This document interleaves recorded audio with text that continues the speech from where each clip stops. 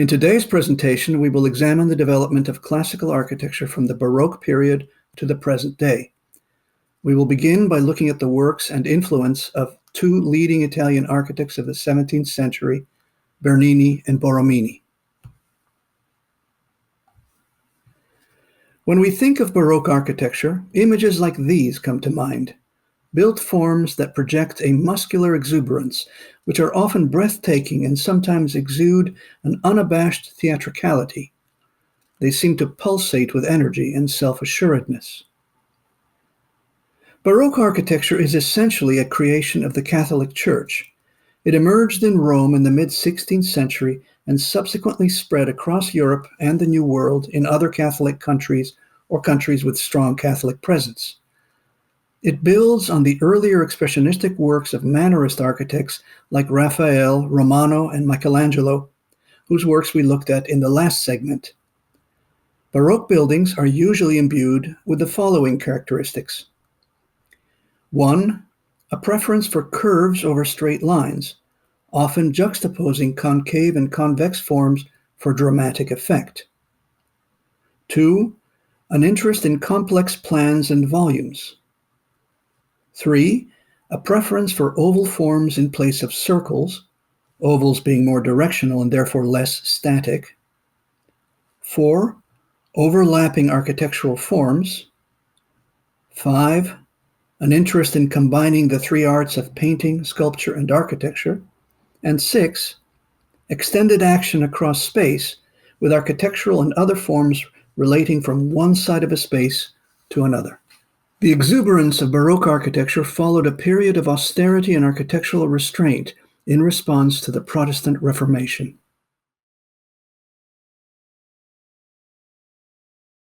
The Catholic Church convened a series of councils between 1545 and 1563 that are collectively known as the Council of Trent. The council led to a period of Catholic resurgence known as the Counter-Reformation.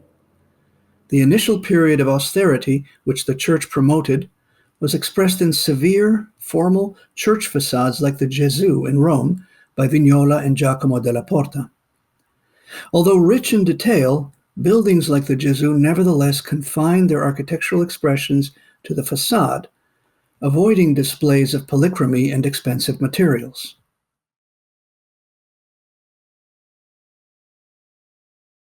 After the Council of Trent, a newfound confidence by the Catholic Church began to be expressed inside churches, many of which were given sumptuous wall treatments.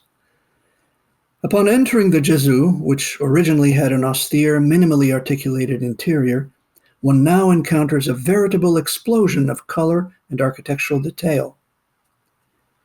As the Church continued to consolidate its popular base through the reforms of the Council of Trent, its buildings increasingly projected a celebratory aspect, which took its cues from the plasticity and drama of Michelangelo and Romano's work.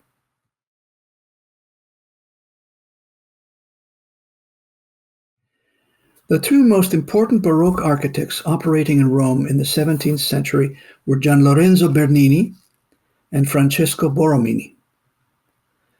Although their careers frequently intersected, these two masters were to become lifelong rivals, and their antagonism was heightened by the very different natures of their personalities. Bernini was the suave, sophisticated courtier of many talents, and Borromini the intense professional, who would end his life by suicide. Bernini was a sculptor by profession and had achieved fame with works like the David, shown below left, before turning to architecture. Borromini was the son of a stonemason from Ticino, an Italian region of Switzerland, and was entirely dedicated to the design of buildings.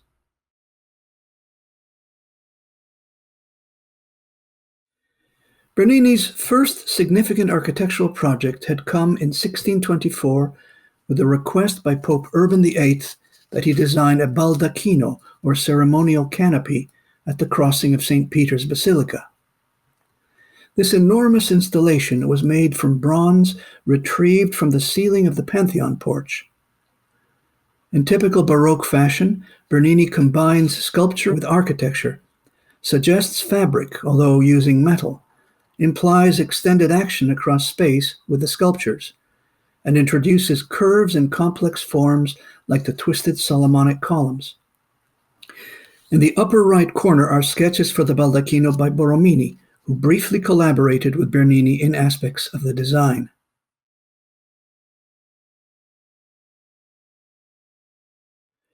Another important architectural intervention by Bernini at St. Peter's was the Cathedra Petri, or Chair of St. Peter. This is a large gilded bronze throne that contains the relic of a wooden chair said to have been used by St. Peter as first bishop of Rome, but which has in modern times been dated to after the 6th century. Bernini's design is a perfect example of the Baroque interest in combining the arts, which here includes a stained glass window with an image of the Holy Spirit as a descending dove. The gilded rays and plethora of angels and cherubs resting on clouds also exemplifies the Baroque idea of extended action across space and the multimedia approach to design that took hold in the 17th century.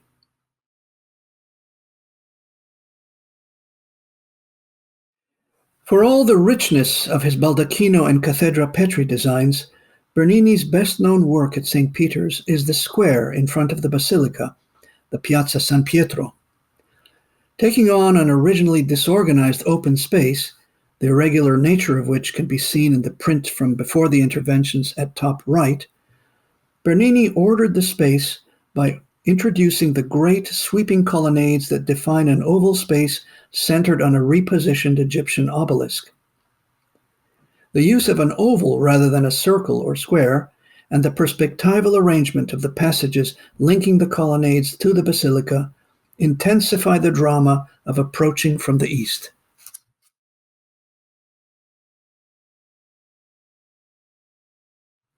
In his small architectural masterpiece, the edicule with statue known as the Ecstasy of St. Teresa at the Cornaro Chapel in Santa Maria della Vittoria in Rome, Bernini further refines the Baroque repertoire, introducing polychromy through sumptuous colored marbles, fine white marble, gilded bronze rays, and a hidden source of natural light from above.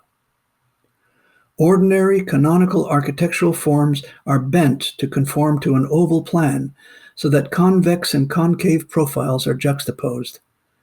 In the sculpted figures flanking the edicule, shown at top right, members of the Cornaro family seem to discuss the story of Saint Teresa, at whom they gaze as if sitting in theatrical booths. The dramatic effect underscores the intense theatricality of Baroque architecture, which seems to stop just short of the figures coming to life.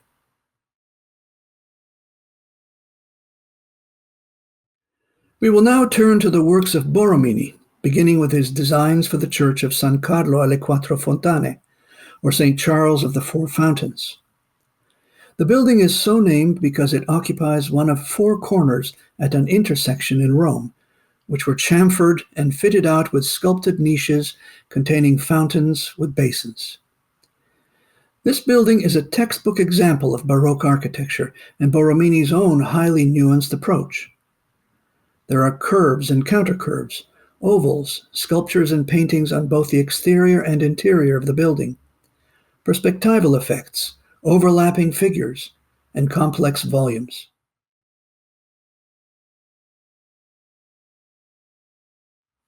In the photographs on the left are details showing the use of juxtaposed curves and countercurves. In the upper image, note the large oval frame that originally contained a painting.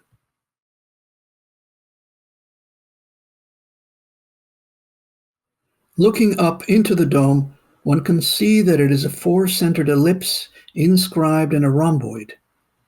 Niches are set at the four ends of the rhomboid.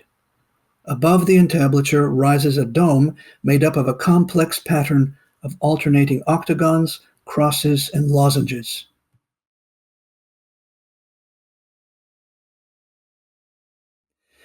An important milestone in the work of Borromini was the church and courtyard of St. Ivo alla Sapienza in Rome, which he built between 1642 and 1660. Note the curved and countercurved volumes, and the complex dome structure culminating in a spiral lantern. The lantern is crowned by a representation of the flame of truth, which carries a light metal orb and cross.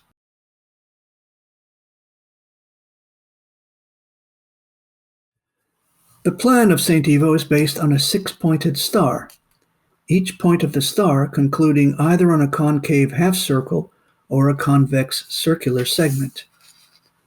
The convex facets are fenestrated and rise up to the lantern, gradually transforming into concave surfaces to receive the ring of the oculus. On the building's exterior, the spiraling forms carry the eye of the faithful upward to conclude in the flame of truth.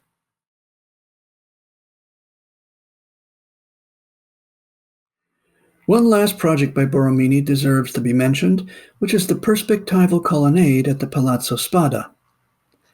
This remarkable structure creates the illusion of great depth, when in fact it penetrates a relatively shallow wing of the building into which it is built.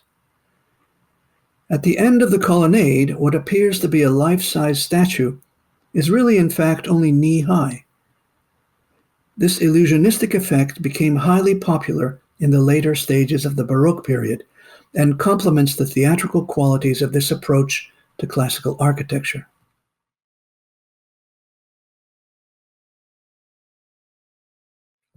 It is thought that Borromini's Palazzo Spada colonnade served as the inspiration for a similar architectural project at St. Peter's by Bernini. This is the Scala Regia at the entrance to the Vatican Palace, which was completed in 1663. Here, Bernini used a more subtle perspectival effect, narrowing the colonnade as it rises so that the ascent appears to be much longer than it really is. The entrance to the Scala Regia is announced by a triumphal arch of Serliana, complete with trumpeting angels and papal crest.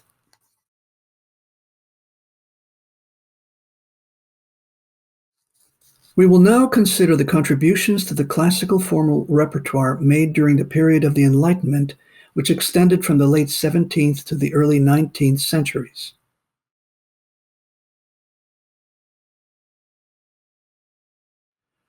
The late 17th century saw the ensconcement of the Renaissance treatises and a rising academicism in Europe, especially in France.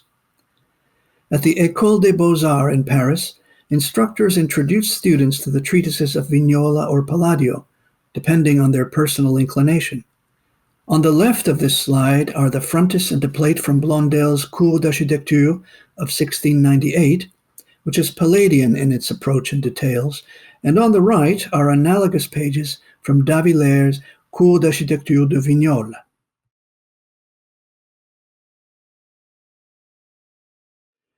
A representative of the emerging scientific spirit of the Enlightenment, the medical surgeon and amateur architect Claude Perrault questioned the deference of his fellow architects to the Italian treatises in Vitruvius, whose proportioning systems he found wanting, and attempted to further systematize them.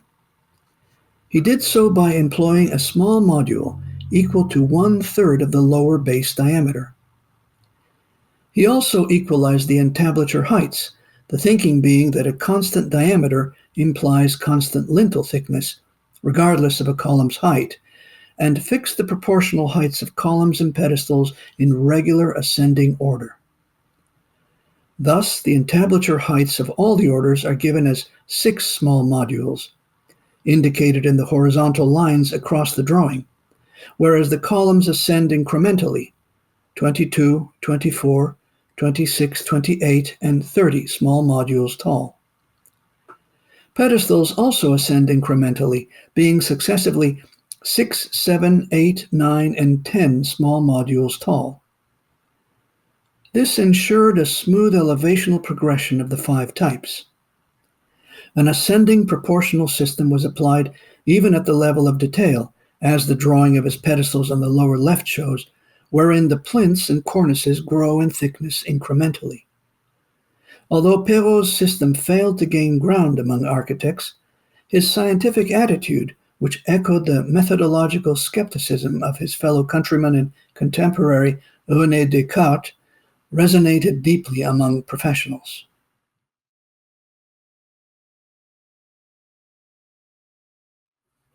In Britain, the Scottish-born architect James Gibbs returned from an apprenticeship in Italy and wrote an influential treatise titled The Rules for Drawing the Several Parts of Architecture.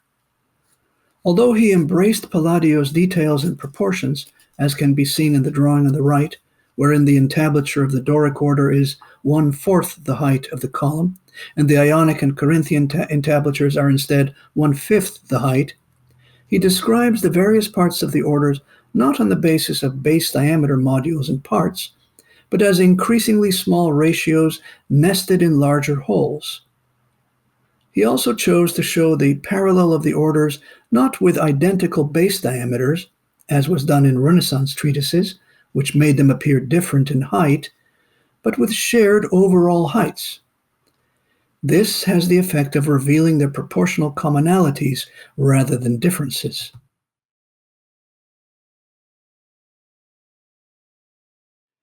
The younger British architect William Chambers, also of Scottish descent, studied in Paris with Blondel, where he learned the Vignolian method, and served for a time as architectural tutor of King George III. Chambers adopted Gibbs's method of drawing a parallel of the orders on the basis of common heights rather than shared base diameters. His drawing on the lower right shows how Vignola's Rule of 19, illustrated on the left, normalizes the height relationships of the columns and entablatures. This type of parallel makes it easier to commit the orders to memory and emphasizes their relative visual strength. Chambers popularized his parallel in his Treatise on Civil Architecture, which was published in 1759.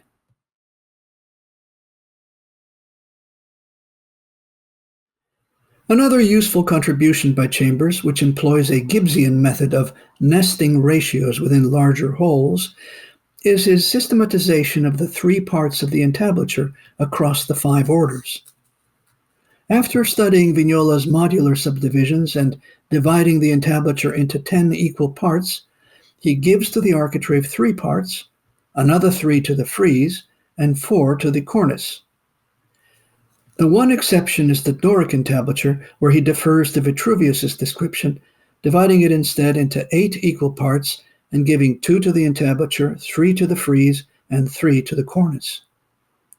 Note how Chambers begins emphasis at the base, rather than a third of the way up the shaft, perhaps as a nod to Greek architecture, which was becoming more familiar in the mid-18th century through archaeological research. Also note Chambers' switching of the Corinthian and composite orders on account of the latter's use of volutes, which in his mind made it appear to be an evolutionary development of the Ionic, if it morphed into the Corinthian type.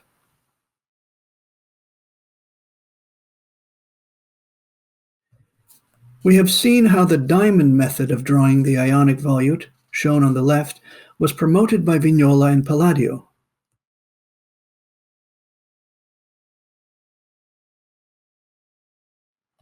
Despite its popularity and generally satisfactory effect, some architects were bothered by the fact that, upon completion of one full revolution of 4 arcs, the tip of the compass is shifted inward from center 4 to center 5, which is not perfectly consequent.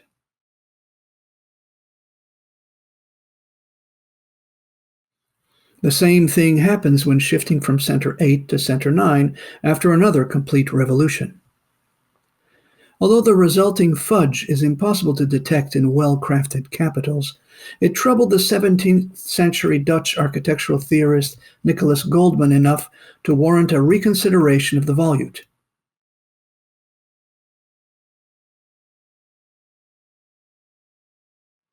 The method which Goldman devised, shown on the right, which involved setting up a rectangle on one side of the volute eye, with the centers of the arcs arranged so that they are sequent on each other, satisfied Chambers' Enlightenment sensibilities sufficiently to warrant inclusion in his treatise, with due credit given to Goldman. The drawing below right shows the procedure of dividing the 2 arms of the eye's vertical bisector in half, then creating a rectangle by extending horizontal lines from the 2 midpoints of the bisector arms until they meet the projected vertical tangent of the eye's circumference. A series of diminishing nested rectangles are then drawn by dividing the arms of the vertical bisector each into 3 equal parts and extending horizontals until they meet the diagonals connecting the center of the eye to the corners of the first rectangle that was described. The corners of the resulting nested rectangles are then numbered from 1 to 12 and used as centers of contiguous arcs. Still today, some builders prefer to use this approach as opposed to the diamond technique when drawing volutes.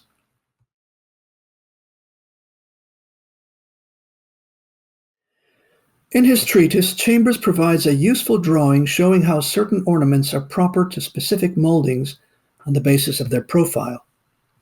Thus, an astragal can be treated as a row of beads, or a bead and reel theme. A bullnose may be treated with a guilloche, or circular woven pattern, or a roll of bay leaves, or a bundle of rods. A flat band might be treated with a fret or key pattern, or a wave motif, also known as a running dog or Vitruvian scroll. A convex ovalo or a chinas is properly ornamented with an egg and dart theme. An inverted wave or cyma reversa, also known as an ogee, can be fitted with a lesbian leaf or leaf and tongue motif. An S-shaped wave or cyma recta can take acanthus leaves, which conform naturally to its shape, etc.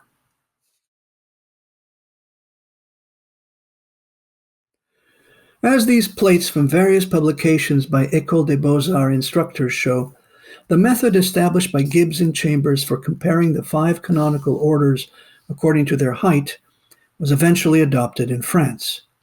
The columnar types and their associated details were increasingly presented as a kit of parts or applied ornaments which obscured their tectonic nature. Nevertheless, the ease of committing proportions to memory was instrumental in educating the large numbers of students who flocked to Paris to train as classical architects.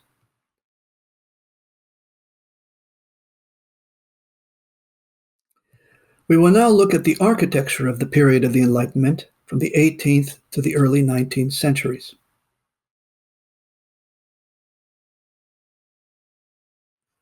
Generally speaking, 2 main strands of thinking are associated with the 18th century. In Britain, this period saw the rise of the picturesque movement. In France, the changing mood in architecture is represented by rationalism. In both cases, the ultimate objective was the re-establishment of rational simplicity on the model of the architecture of ancient Greece and Rome, either as refined and highly organized or deliberately casual environments.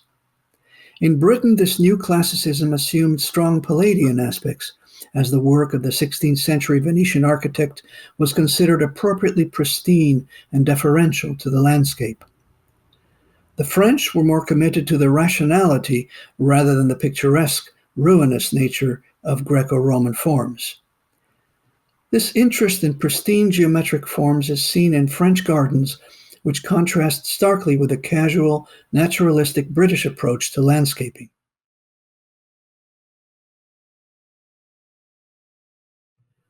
Our focus in the next few slides will turn to Britain.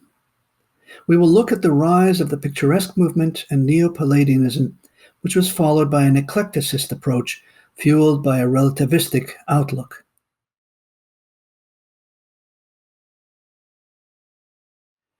The early 18th century saw the rise of industry and globalism. Seafaring nations with mercantile economies roamed the oceans and established colonies in remote corners of the earth. A merchant class was willing to take great risks to improve its lot, but while the attitude was adventurous, the mood was somber and pervaded by anxiety, what sociologists call existential angst.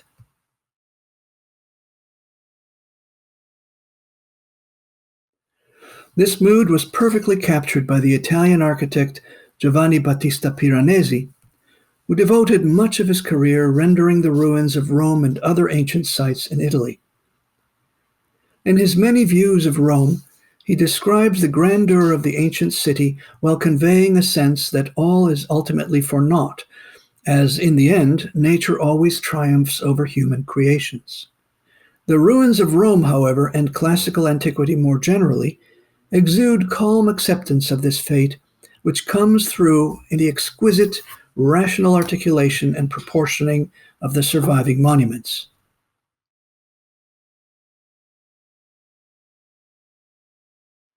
Another 18th century scholar, the German Johann Joachim Winckelmann, who served for a time as librarian for the Vatican, wrote eloquently of the superiority of ancient art, especially Greek works, which he argued mirrored the emerging spirit of scientific rationality and Stoic acceptance of nature and human fate.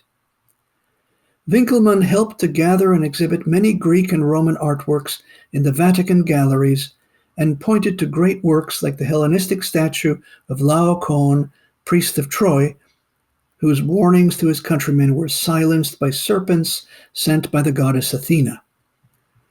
In this famous marble copy of the lost original statue by the sculptors Agisander, Athenodorus, and Polydorus, which was unearthed in Rome, Laocoon and his sons are seen in futile struggle against the serpents.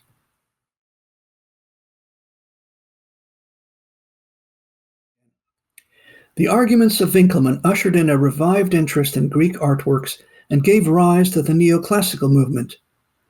In this slide, 3 artists are shown whose works embody the neoclassical spirit. At top left, the Italian sculptor Antonio Canova. At top right, the Danish sculptor Bertel Thorvaldsen. And below left, the German architect Carl Friedrich Schinkel.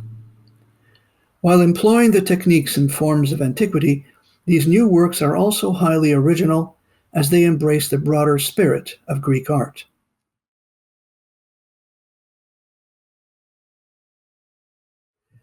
As elsewhere in Europe at the start of the 18th century, architecture in Britain mirrored Roman Baroque attitudes. After the Great Fire of London in 1666, the city's churches and other civic buildings were entrusted to Christopher Wren, whose design for St. Paul's Cathedral, shown here, reflects the expressionistic approach that was developed and perfected by Bernini and Borromini. In St. Paul's, one encounters curves and countercurves, planimetric and elevational complexity, extended action across space, a combination of the arts, etc.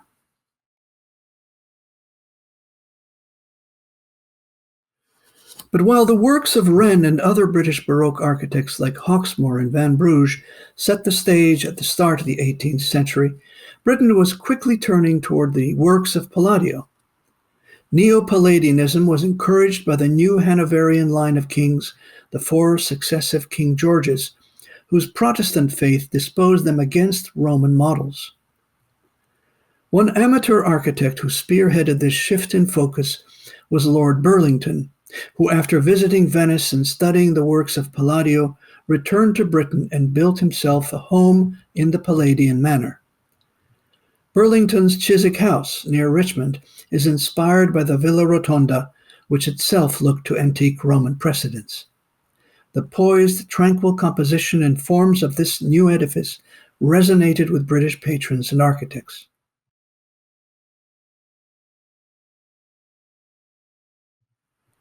Another British architect who espoused the Palladian approach was William Kent. Although he had traveled to Rome to apprentice with Baroque masters, Burlington persuaded him to visit and view the works of Palladio. On his return to Britain, Kent took on a number of important commissions. One of his greatest works was Holkham Hall in Norfolk. Its layout, and especially the great marble hall with its cascading apsidal stair, perfectly capture the Neo-Palladian spirit. The view of Holkham Hall at bottom right also shows how the building was placed in a carefully landscaped setting. This arrangement of buildings in an edited but otherwise naturalistic context, so as to complement nature when viewed from certain predetermined locations within a building's grounds, gave rise to the term picturesque. The picturesque movement reflected the somber mood of the 18th century, which, as we mentioned earlier, was permeated by an emerging existential angst. Like Piranesi's views of Roman ruins, buildings were conceived as pristine, rational creations that were nevertheless hemmed in by nature, which was understood to continually threaten human creations.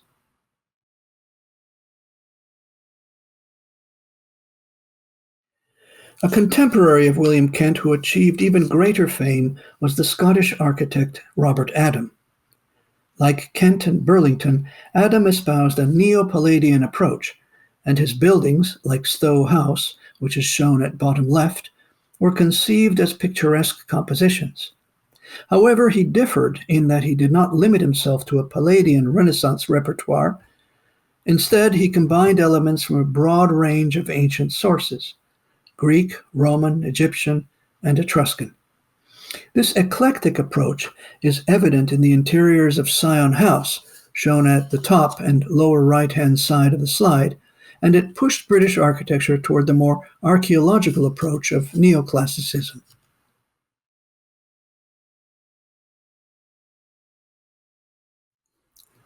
Other formal strands and approaches, however, were entering the picture. The works of James Wyatt, Horace Walpole, and others reflect an interest in Gothic architecture. This neo-Gothicism, which survives in our own American collegiate architecture, was perfectly suited for the picturesque movement. For whereas Neo-Palladianism set pristine classical buildings in naturalistic settings, informal Gothic compositions were equally suited and even enhanced the contemplative aspects of picturesque compositions.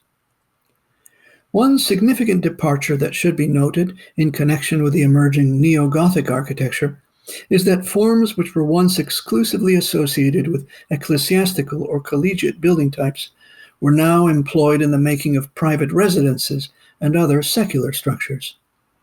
This shift had the effect of enhancing the typological confusion that came to characterize architecture at the end of the 19th century.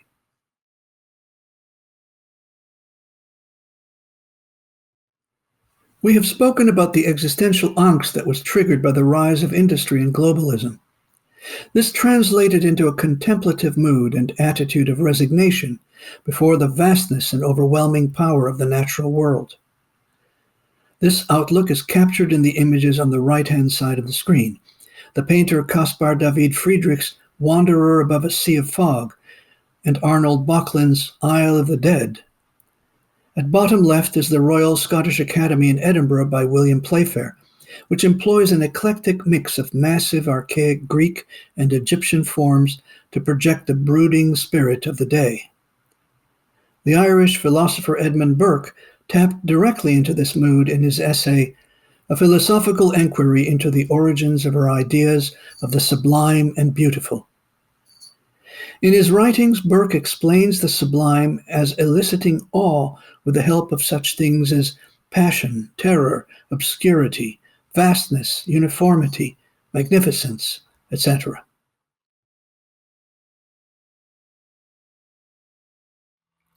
These various discussions formed the intellectual framework of British society during the transition from the 18th into the 19th century. Some elements of this society felt that what was being lost in the relativistic and eclecticist debate was a spiritual disposition that had moved previous generations to create great works of architecture. The writer John Ruskin made a passionate case for the re-espousal of Gothic architecture. In his book, The Stones of Venice, he argued that Gothic forms were more genuinely Christian and British than Palladian Renaissance expressions. This reinforced the earlier interest in Gothic architecture by Wyatt, Walpole, and others.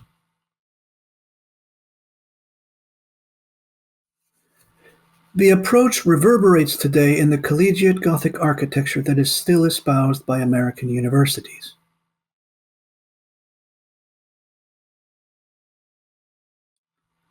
Having looked at the developments in Britain from the 18th into the 19th centuries, we will now turn to France.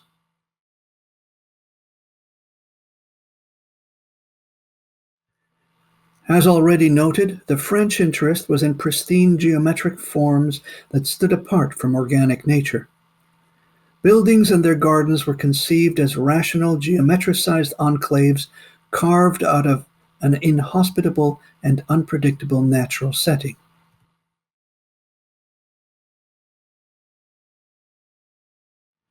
As in Britain, the architecture in 17th and early 18th century France was strongly influenced by Baroque Rome. This influence was made even stronger by the fact that Italian architects like Serlio and Bernini took on commissions in France.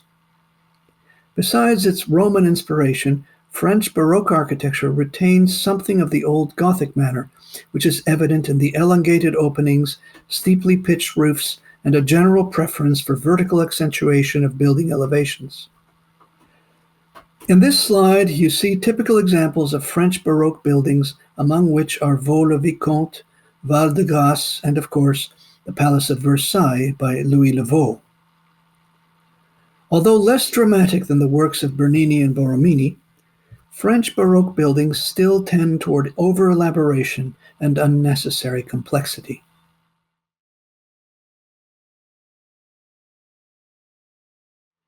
The 17th century architect Claude Perrault was something of a forerunner who presaged developments that would run their course more fully in the 18th century. Perrault was a physician who turned to architecture and brought to it a scientific outlook. His approach was deeply influenced by the French philosopher René Descartes, after whom the Cartesian coordinate system is named. As noted earlier, Descartes developed a method of enquiry called methodological skepticism, according to which all things must be questioned unless they can be empirically proven to be true. Perrault's treatise on architecture marked the start of a debate that would grip the architectural world in the 18th century. This debate, known as the querelle, or quarrel of the ancients and moderns, pitched new approaches to classical architecture against those who remained faithful to Vitruvius and the Italian treatises. In Perrault's built work, he exhibits an almost Greek disposition toward pure tectonic expressions, as can be seen in the east wing of the Louvre, where he employs coupled columns as purely structural elements.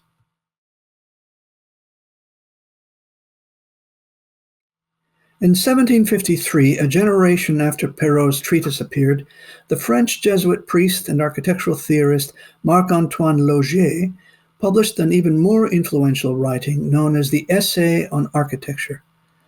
In it, he argued fervently in favor of a return to a tectonically pure architecture.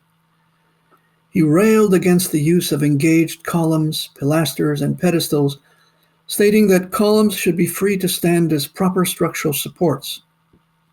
His argument was heeded by many architects, and its impact is clearly evident in Constant d'Ivry's Church of the Madeleine in Paris, which is an early example of neoclassicism, of the sort that Laugier and other thinkers like Winckelmann were now promoting. In the famous frontispiece to Laugier's essay, shown at left, the figure of architecture, personified as a woman in Greek dress, and shown reclining against antique ruins, points emphatically toward a crude structure of the sort that Vitruvius described when discussing the origin of architecture. Laugier exhorted architects to never lose sight of that little primitive hut in the design of their buildings.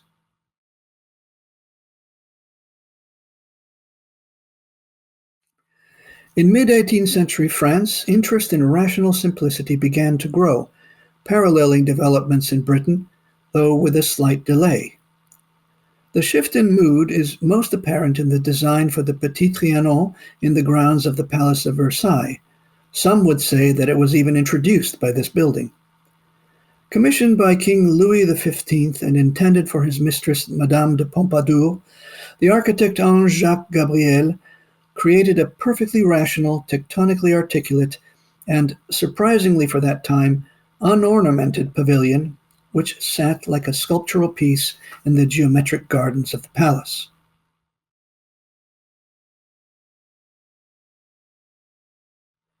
When it erupted in 1789, the French Revolution brought the profound social turmoil that had gripped France and the rest of the world in the 18th century to a head. After first espousing the new rationalism that is reflected in buildings like the Petit Trianon, some architects adopted a megalomaniacal attitude that reflected an emerging interest in the idea of the sublime.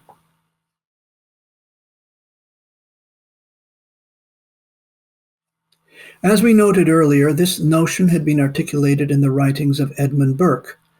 The attitude is clear to see in the unexecuted projects of Etienne Louis Boulee and the drawings in some of the surviving buildings by Claude Nicolas Ledoux, which are characterized by enormous prismatic forms where the classical orders are reduced to purely structural members and buildings are denuded of ornament.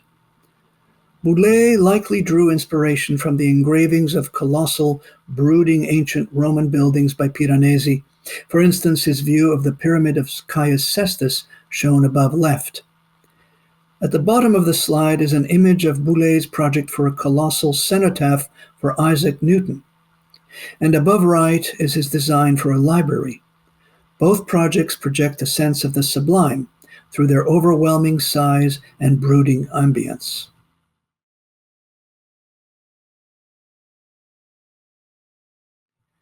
Boulee's contemporary, Ledoux, was more successful in realizing his projects. Among these are the barrières, or toll buildings that were constructed around the walls of Paris. The Barrière de la Villette, which still stands and is shown above right, is an admirable example of the formal reductivism of the day.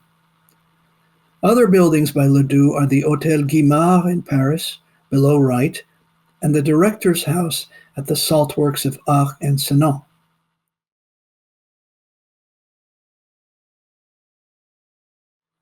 Ledoux's creative work was not confined to individual building commissions.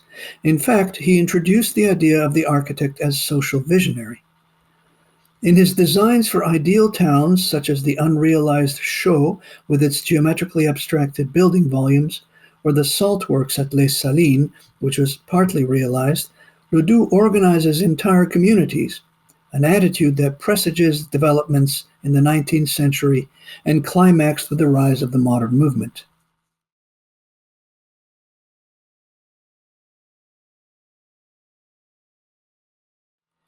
In 18th century Britain, a Greek revival style was ushered in under the Prince Regent, who became King George IV. Regency architecture, or neoclassicism, looked to ancient Greece for its associations with democracy and enlightenment. In France, the trend was encouraged by Napoleon Bonaparte, but for very different reasons. Although he began his career as a minor military officer, Napoleon rose to be first consul of the Republic, and in 1804, in an about-turn away from the revolution's democratic ideals, crowned himself emperor. The buildings and artworks which he commissioned looked less to democratic Athens and Republican Rome and more to the works of the Roman Empire. Not surprisingly, the Greek revival in France is known as Empire style.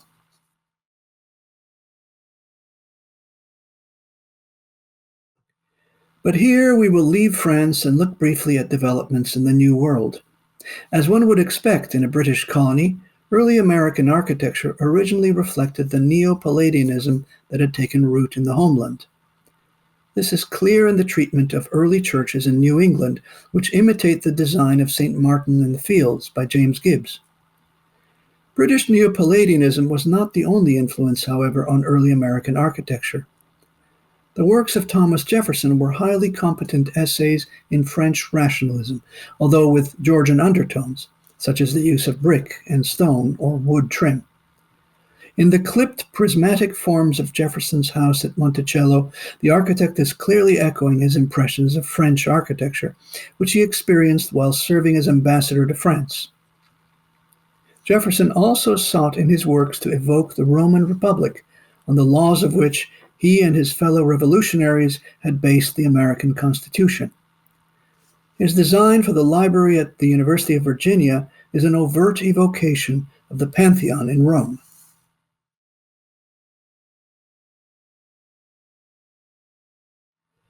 Already in the early 19th century, Jefferson's eclectic approach to classical architecture had drawn its own followers, among whom was Benjamin Latrobe, whose portrait appears at top left. His design for the Bank of Pennsylvania in Philadelphia clearly reflects his debt to the Roman Republican and rationalist aspects of Jefferson's work. This approach also informed Latrobe's designs for the U.S. Capitol building. Another architect who contributed to the designs of the U.S. Capitol was Charles Bulfinch, shown below right, whose work, however, remained grounded firmly in the Georgian or Neo-Palladian architecture of Britain. This is clearly reflected in his Massachusetts State House in Boston. Note, for instance, the use of Serlianas on the building's flanks, the Palladian colonnade, and the brickwork.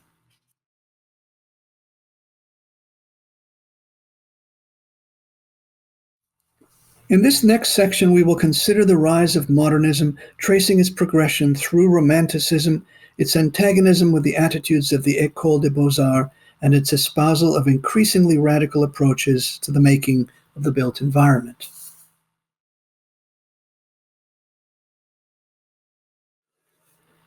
In the late 18th century, the first steps of globalization and technological advancement were followed by an explosion of information. This permitted enormous advances in science and social and material culture, but it also blurred the cultural and geographic rootedness of architectural forms. The architectural expressions of every culture, past or present, and regardless of their historical, sociological, or geographical associations, came to be seen as equally acceptable options in any given context.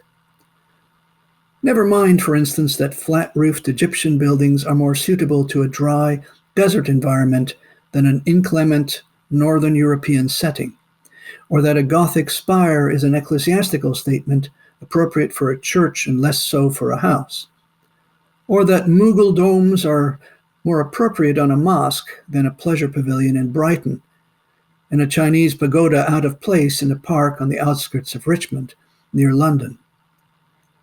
This formal relativism, which was fueled by the subjectivist attitudes of the 18th century, led architects to question the value of their own inherited traditions and reduce the study of form to a mere consideration of style.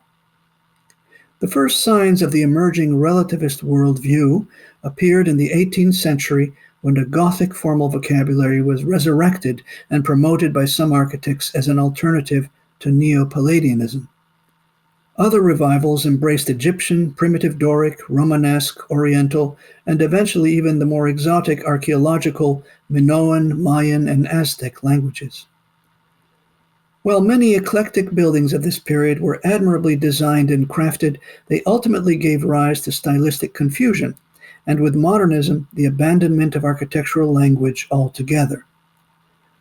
The confusion was manifested both in the bewildering profusion of styles and in the development of the many and various hybrid expressions of the Victorian era.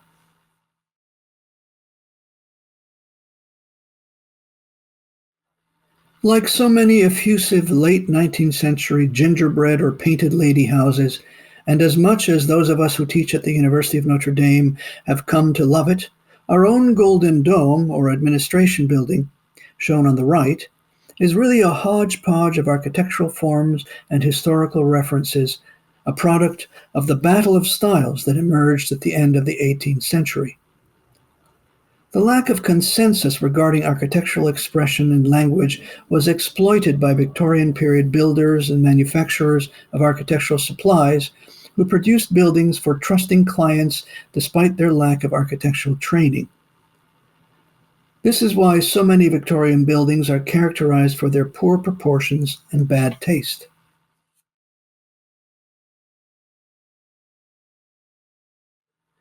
The confusion of styles that had arisen in the 19th century out of the subjectivist and relativist attitudes of the late 18th century worried the architectural profession.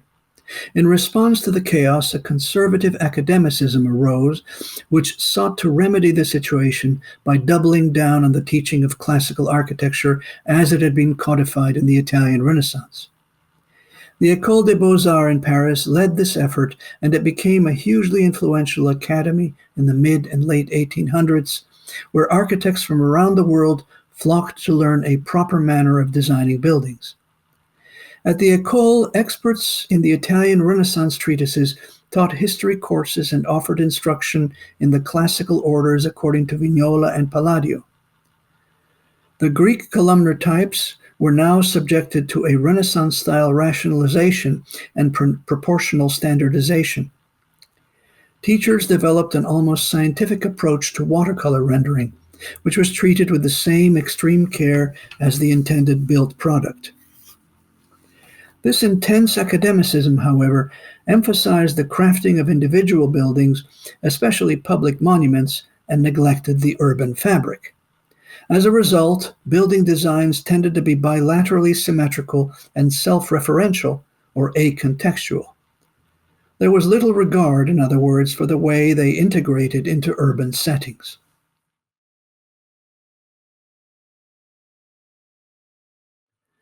The success of the École had much to do with the atelier system of apprenticing, in which young architects interned with firms and were instructed by older associates known as the anciens. Instruction involved everything from drafting, watercolor rendering, drawing from collections of casts, etc.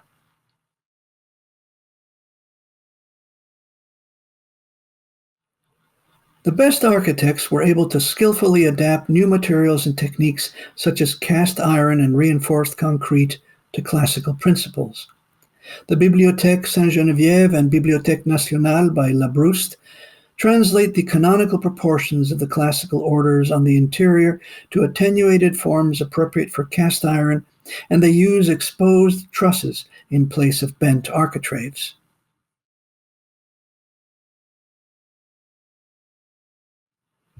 Another exquisite civic edifice built by an École-trained architect is the Paris Opera by Charles Garnier. Now also known as the Opéra Garnier, the building was completed in 1861 using concrete for the foundations and metal reinforcements in the walls.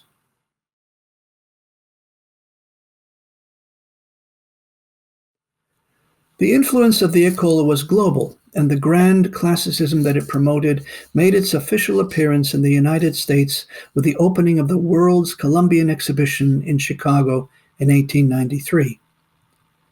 The exhibition grounds, nicknamed the White City, impressed visitors with the grandeur and rich classical articulation of its buildings, which were made of impermanent materials like wood and plaster in imitation of stone. The exhibition was master-planned by American architect Daniel Burnham, and the buildings were designed by a number of Beaux-Arts educated architects and firms from around the United States.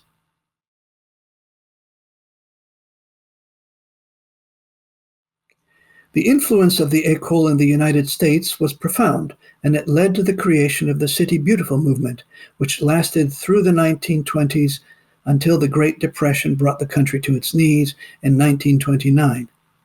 We owe many of this country's most beautiful and impressive buildings to this movement and Burnham's enthusiastic promotion of the Beaux-Arts approach.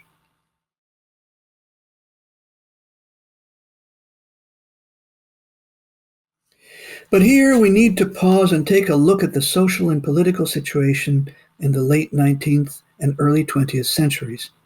As we have seen, the 18th century was marked by social unrest and political revolution. This was fueled by calls for egalitarianism and self-rule. With the breakup of old empires and the establishment of smaller independent nations, there was a rise in national sentiment. This led to nationalism and eventually authoritarianism and totalitarianism.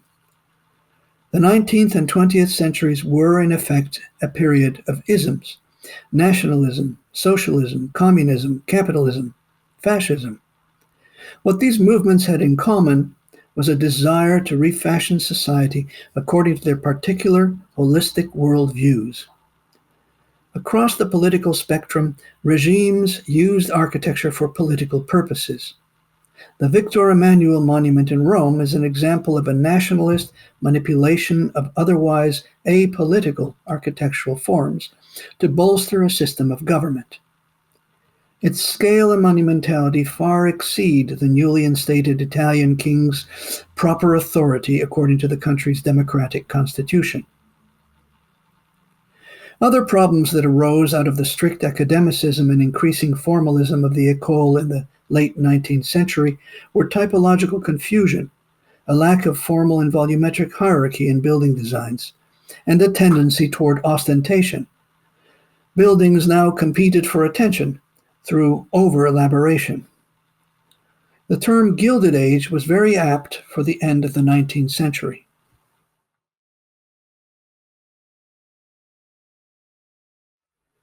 This over-elaboration led to a reaction among certain ranks of architects, especially the more socially minded ones.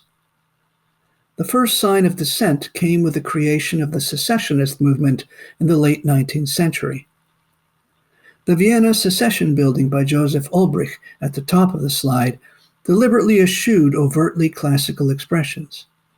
In 1910, the Austrian architect Adolf Loos wrote a hugely influential essay titled Ornament and Crime, in which he called for the rejection of all ornament in architecture. His Loos house in Vienna, shown below right, is an attempt to build without any overt references to classical forms.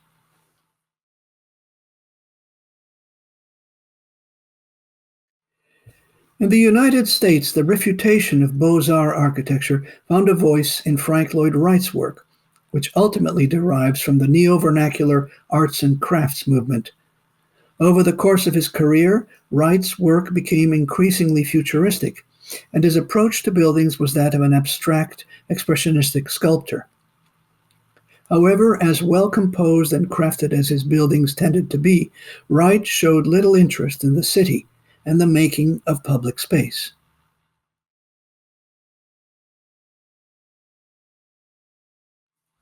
Alongside the emerging modern expressionism, strong social movements had also developed, especially in the industrial countries of Northern Europe. Echoing the calls for social justice and workers' rights, a factory aesthetic was born, and it soon formed the basis of modern expressionism. The principal exponent of this approach was the young German architect Walter Gropius, who had apprenticed in the office of the classically trained Peter Behrens. When Behrens was not designing elegant classical houses, he produced functionalist industrial buildings which, as simple sheds for machinery and production, had no use of classical details.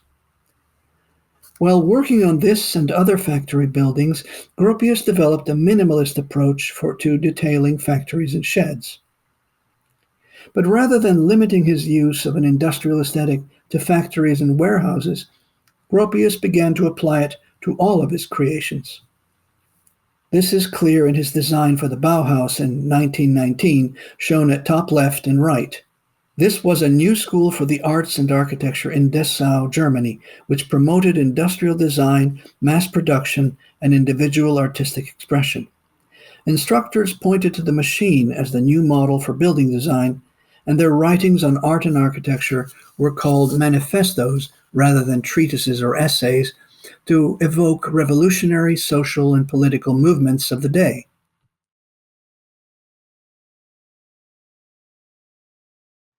An even more influential figure than Gropius in early modernism was the Swiss-French architect and painter Le Corbusier. He developed a method of construction called the domino slab system, which was made of reinforced concrete. His buildings also employed glass curtain walls, as the concrete piers were internalized. This is evident in his Swiss pavilion in Paris in the upper left-hand image. The most iconic building by Le Corbusier is arguably the Villa Savoie at Poissy in France, shown below right. This house takes many of its formal cues from ocean liners, automobiles, and airplanes, all of which were enthusiastically embraced as models for architecture by Le Corbusier.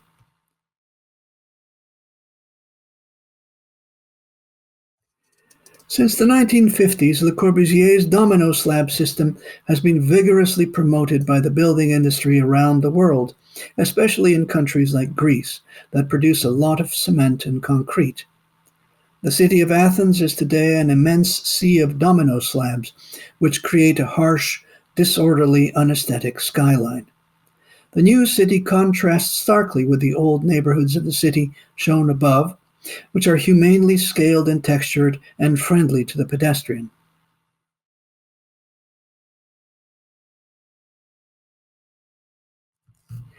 In 1933, a polemical document called the Charter of Athens was created by Le Corbusier and the International Congress of Modern Architecture, or SIAM, on the occasion of the fourth Siam conference being held on a ship traveling from Marseille to Athens.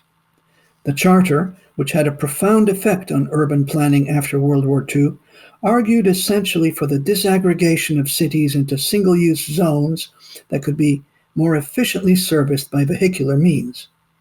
Around the world, cities have now embraced the principles of the Charter of Athens and worked them into their planning and building codes. This has contributed greatly to zoning, suburban sprawl, and problems like social isolation and alienation, air pollution, the abandonment of historic centers, and crime.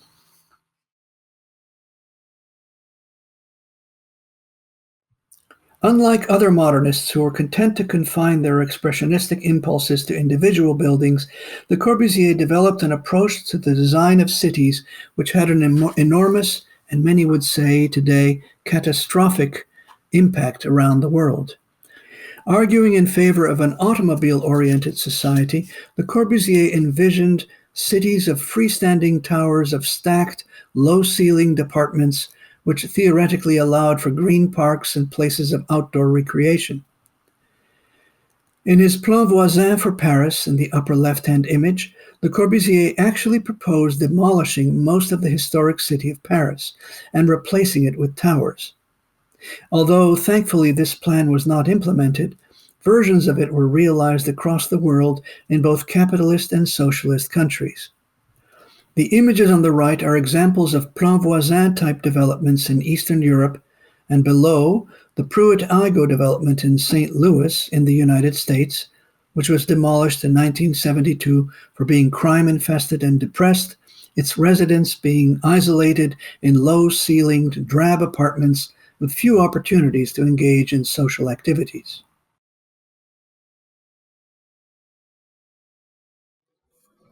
In the 1970s, the dominant modernist style was Neo-Corbusianism or Neo-Modernism, the chief exponents of which were the so-called New York Five, namely Richard Meyer, Peter Eisenman, Charles Boithmy, John Haydock, and Michael Graves. Like the early modernists, they employed pipe railings, strip windows, and cylindrical columns derived from early ocean liners, but in an intentionally layered expressionistic manner. Some have described the work of the New York Five as Baroque modernism.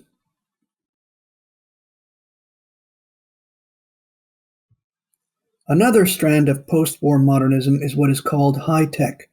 Buildings like Richard Rogers's Lloyd's Building in London and Renzo Piano and Rogers's Pompidou Center in Paris deliberately locate structure on the outside as if scaffolding has remained in place. Many of the forms they employ derive from new industrial types like oil refineries and airplane hangars, which often have a profusion of externalized steel pipes and tubes.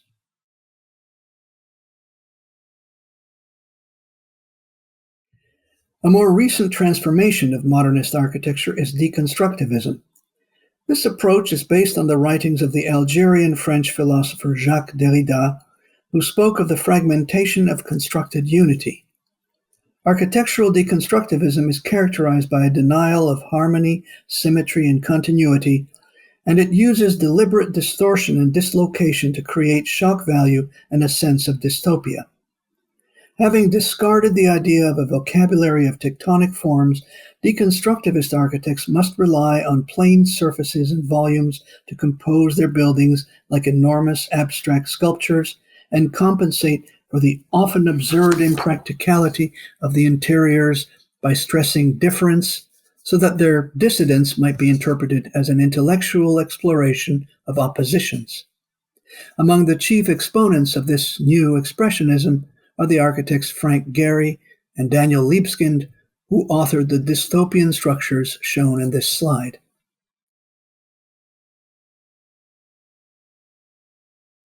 While all this has been happening in the architectural world, our cities have continued to grow unchecked, sprawling into the countryside without heeding the importance of properly organizing communities and creating humane, sustainable urban environments. Thanks largely to the Charter of Athens, Once healthy cities with a mix of uses that cater to a pedestrian population are now zoned into remotely situated bedroom communities, office parks, recreational districts, industrial belts, etc. These fragments are linked by highways and byways which create an overdependence on the automobile and are hugely wasteful.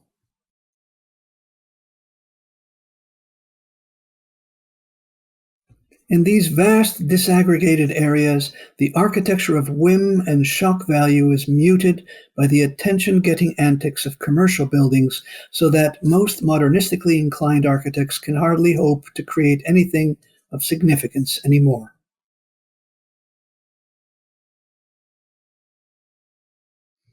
In response to this overwhelming descent into dystopia, a quickly growing segment of the architectural profession has questioned the very foundations on which modernism has been built, following the chain of events back at least as far as the 18th century. From the rise of industry and globalism that fostered a subjectivist outlook and relativist approach to the design of buildings, to the emergence of the architect as a social visionary, which we saw with Ledoux's plan for disaggregated new towns.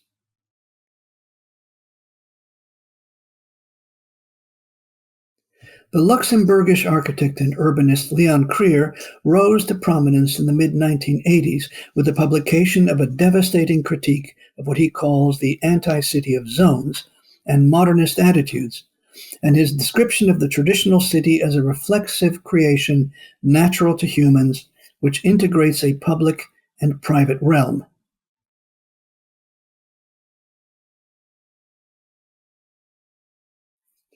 Krier argues that the traditional urban model is a more sensible and relevant approach than the modern city of vertical and horizontal overexpansion, which the Charter of Athens advocates. According to him, the mature city achieves a balance with nature and with the people that it serves in its scale, size, and integration of residential, commercial, and civic functions. In Krier's reckoning, the traditional city naturally incorporates a range of expressions, from simple, vernacular, to monumental or classical. He argues that the reconstruction of the city is a moral imperative, a global project that is at once cultural, social, economic, and ecological.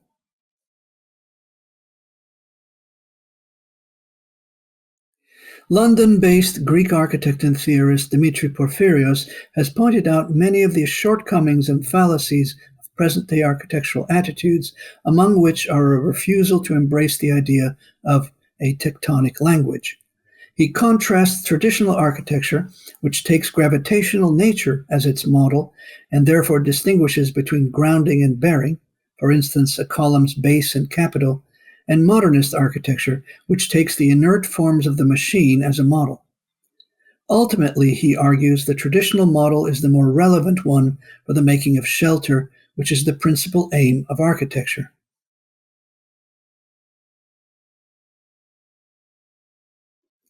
The writings of Krier, Porphyrios, and other new classical theorists have encouraged the embrace of traditional urban approaches.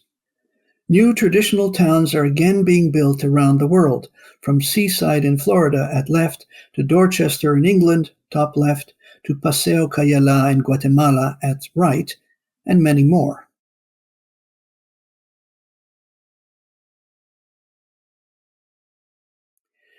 It would be impossible to list the countless examples of fine new classical and traditional buildings that have been realized since the emergence of the new classical and traditional architecture and urbanism. In this sampling of images, only the faintest impression of the range and quality of this work can be projected.